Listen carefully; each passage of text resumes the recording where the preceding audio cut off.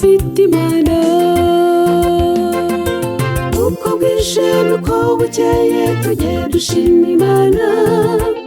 Isi no mu ijuru nta wundi ufite ubushobozi. Reba nawe ibyo yadukoreye maze tuyishime. Reba nawe ibyo yadukoreye maze tuyishime. Uko bwije nuko bukeye tujye dushima Imana. Isi no mu ijuru nta wundi ufite ubushobozi. Reba nawe ibyo yadukoreye maze tuyishime.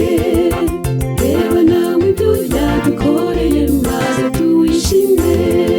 Erega nta muntu Uwiteka atitaho, kuko burya kwitaho nkaho uri wenyine uri ku isi. Ntabwo asinzira nta nubwo ahumbya kuko twapfa.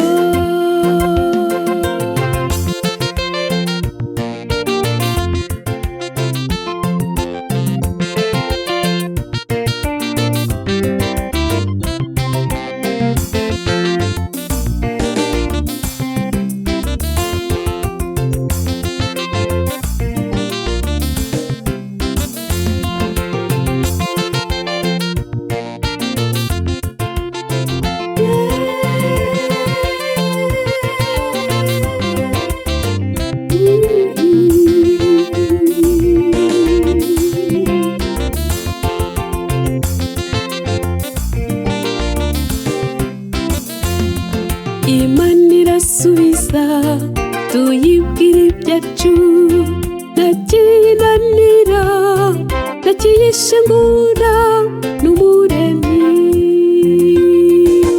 Tuzamuye ishimwe Muremyi wacu warakoze. Uko bwije nuko bukeye tujye dushima Imana. Isi no mu ijuru nta wundi ufite ubushobozi. Reba nawe ibyo yadukoreye maze tuyishime. Reba nawe ibyo yadukoreye maze tuyishime. Uko bwije nuko bukeye tujye dushima Imana. Isi no mu ijuru nta wundi ufite ubushobozi. Reba nawe ibyo yadukoreye maze tuyishime. Reba nawe ibyo yadukoreye maze tuyishime.